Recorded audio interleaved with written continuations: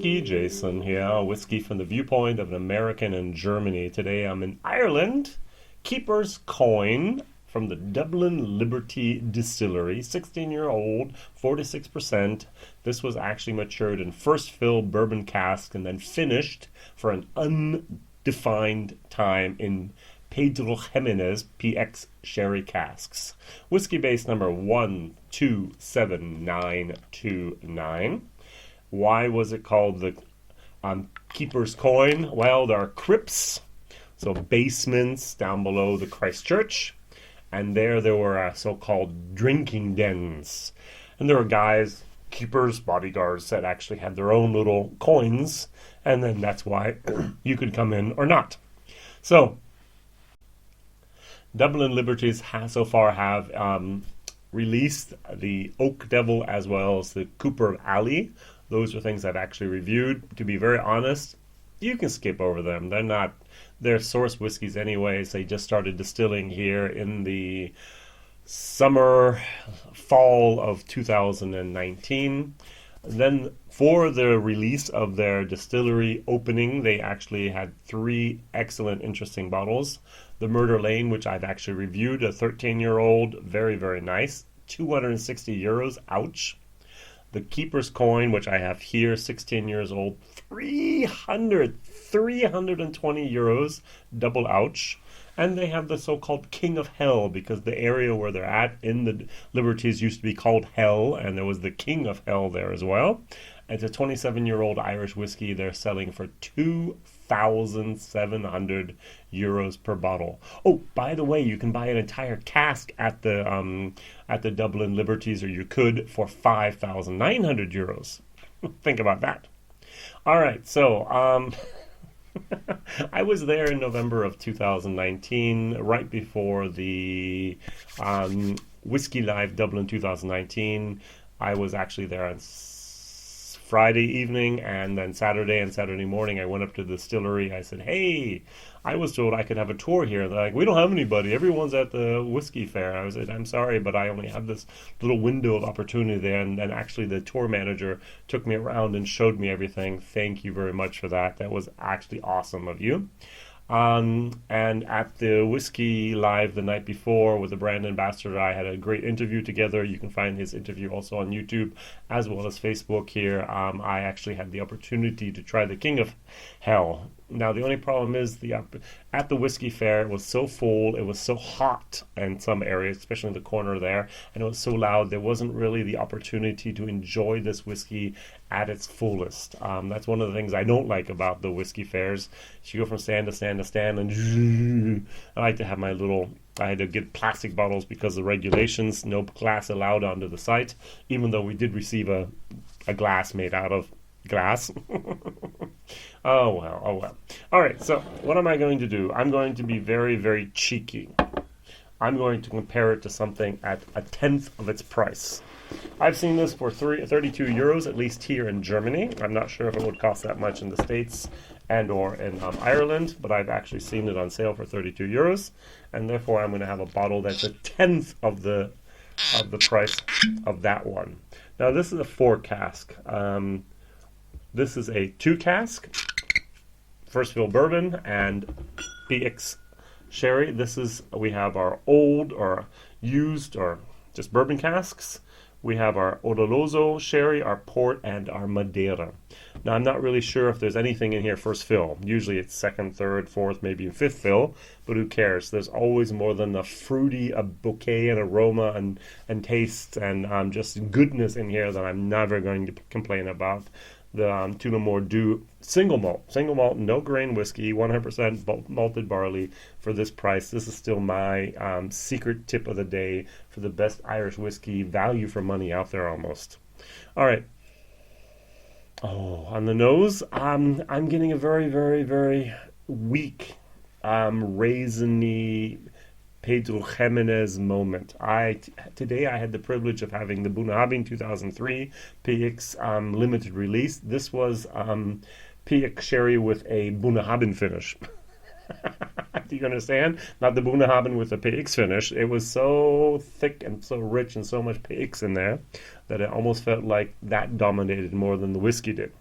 Now here I don't get this at all. This is a very finished whiskey. This is a nice whiskey. It's a lot of dark red berry fruits. Our raspberries, our we call them forest berries over here. We get maybe some blueberries, maybe some blackberries, maybe some currants, and so on. This is nice.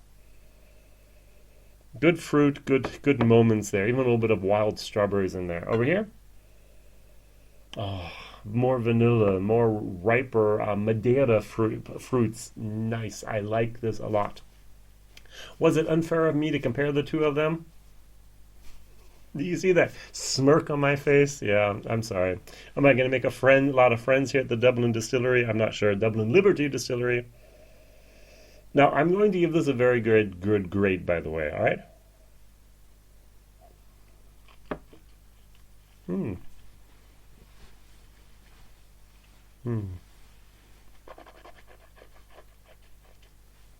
The 46%, just right. That sherry supports everything. This is a solid B whiskey. This is very, very good. Remember, 1, buy it. Why haven't you bought it? 2, buy it. 3, you can buy it if you want. 4, don't need to buy it. 5, why was this stuff even made? Now, this is my problem. I'm going to give this a value for money of a F. Why? 320 euros for this bottle. All right. The Furcanell, the 16-year-old, no, the 18-year-old actually, which I've just recently had, goes for 140 euros, which I think is a lot.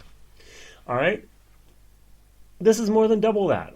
Why in all the world are you trying to get 320 euros for your bottle of 16-year-old whiskey? Now, I do know that the market's very, very overhyped at the moment, and maybe you can. I guess I'm giving myself my own answer at the moment. Why would you take 160, 320, and 2,700 for a bottle of Irish whiskey? Well, because we can at the moment. There's enough idiots out there willing to pay that money, and of course you're going to take it. Now, imagine I want to sell you this knife, all right? This is a knife I used to open everything up. And I would say, hey, how much? And you'd say, oh, 300. I would be like, okay, it's yours. I'm not going to negotiate with you and say, actually, this is a 5 or an 8 euro knife. Yeah, come on, let's be realistic. No. When people are crazy, you sell them crazy prices. And I guess Dublin Liberty Distilleries are doing that at the moment. Why not? All right, coming over here. I like the nose.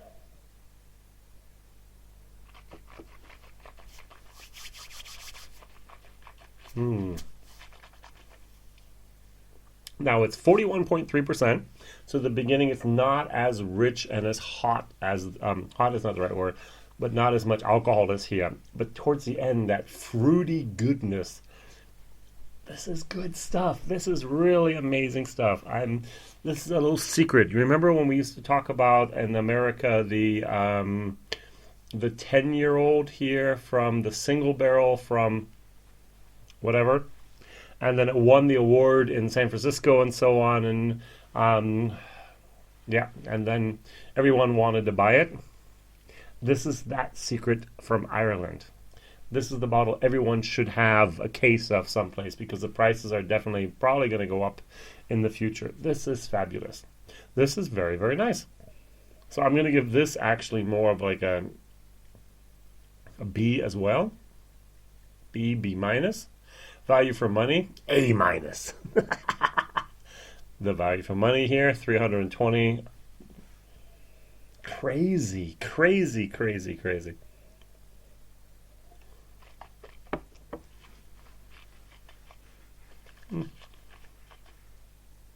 Is it good whiskey? Yes. Is it 120 euro whiskey?